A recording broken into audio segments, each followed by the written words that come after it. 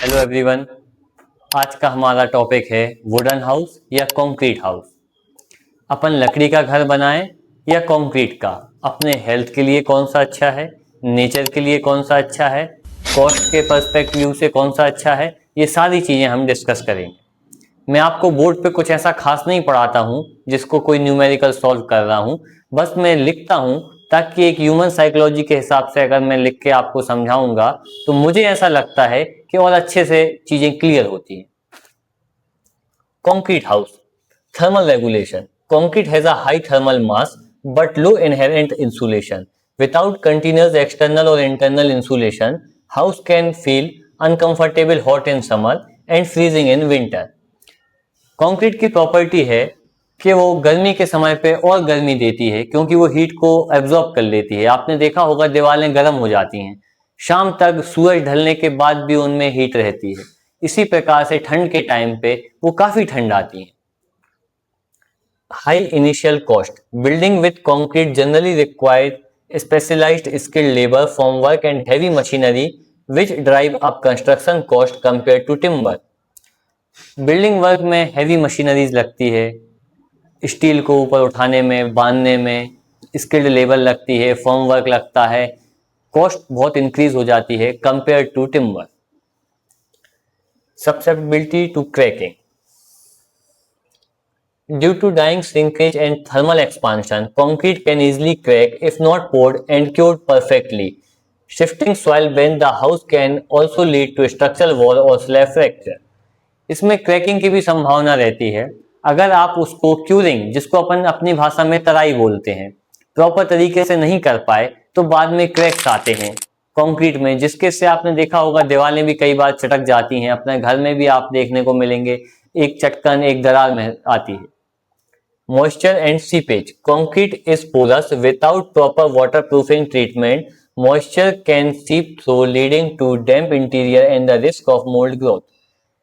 इसमें मॉइस्चर भी आता है। दीवारें जो रहती हैं वो पानी को एब्जॉर्ब करती हैं, जिसके से एक सीड़न आती है जिसको अपन सीपेज बोलते हैं। बरसात के टाइम को देखने को मिलता है कि सारी जो सीलिंग्स होती हैं घर के ऊपर की वो सीड़ जाती हैं, उसमें पानी पानी दिखने लगता है. Remodelling challenge. Making future innovation, installation, plumbing or knocking down walls in a labor intensive and expensive nightmare because you are alternate a heavy load bearing structure. अगर आपको कभी अपने घर को रिमोट कराना है मतलब उसको कोई दूसरी डिजाइन देना है या जहां पहले छोटा रूम था वहां बड़ा करना है तो आपकी कॉस्ट बहुत ज्यादा होगी।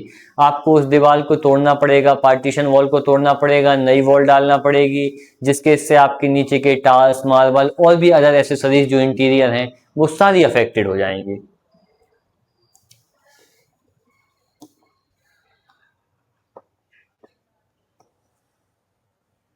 अब हम बात करते हैं कि लकड़ी का घर बनाने में किस तरीके से फायदा है हमारी बॉडी के लिए भी और कॉस्ट के पर्सपेक्टिव से भी।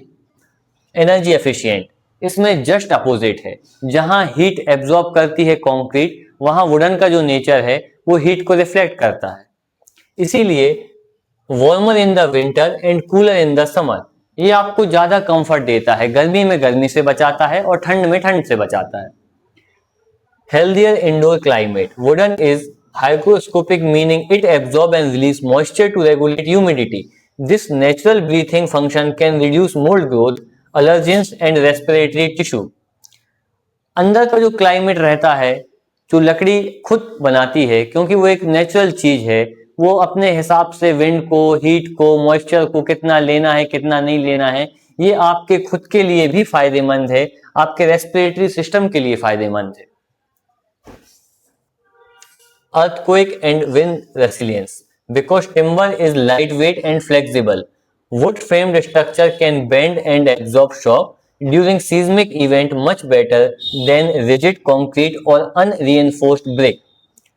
जो लकड़ी होती है हल्की और फ्लेक्सिबल होती है, लचीला स्वभाव होता है, जिसके से अगर कभी कोई अर्थक्वेक होता है तो वो उतना एब्जॉर्ब झेल लेगी, उतने झटके झेल लेगी। लेकिन जो एक रिजिड पेमेंट, जो टफ होता है, जो फ्लेक्सिबल नहीं होता है, अगर उसमें किसी टाइप का कोई शॉक आता है तो वो क्रैक दे देता है या टूट जाता है।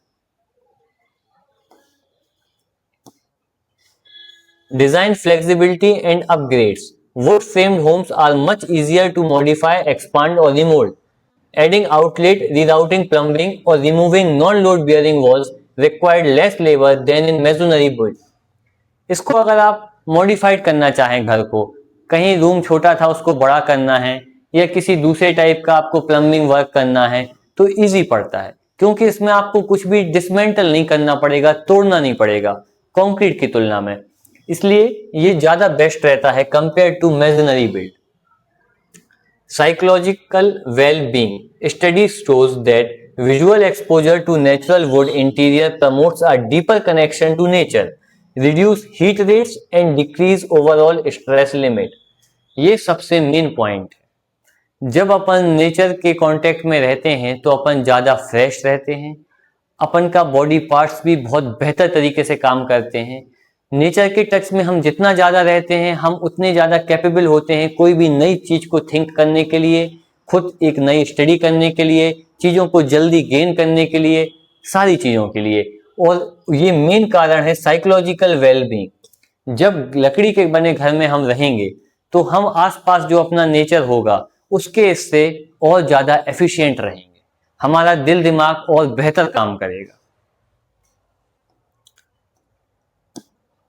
अब आप इस पिक को देखें, ये लकड़ी से बना एक घर है और आप ये चीज भी सोचें कि आप विदेश में देखेंगे, अमेरिका में देखेंगे और भी कई देशों में आप देखेंगे लकड़ी के घर हुआ करते हैं.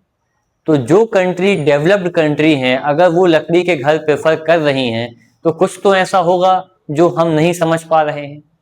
कमर्शियल बिल्डिंग कंक्रीट की है वो मैं मानता हूँ, क्योंकि उसमें बहुत लोगों को काम करना है, एक ही जगह पे कई स्टोरी बिल्डिंग है. लेकिन अगर अपन अपने रहने के लिए लकड़ी का घर बनाते हैं तो वो हेल्थ के हिसाब से भी हमारे लिए अच्छा है, कॉस्ट के हिसाब से भी हमारे लिए अच्छा है. बस अपन को अपने आसपास चीजों का ध्यान रखना है कि कहीं इस जगह पे हम लकड़ी का घर ना बनाए जहां क्राइम रेट ज्यादा हो.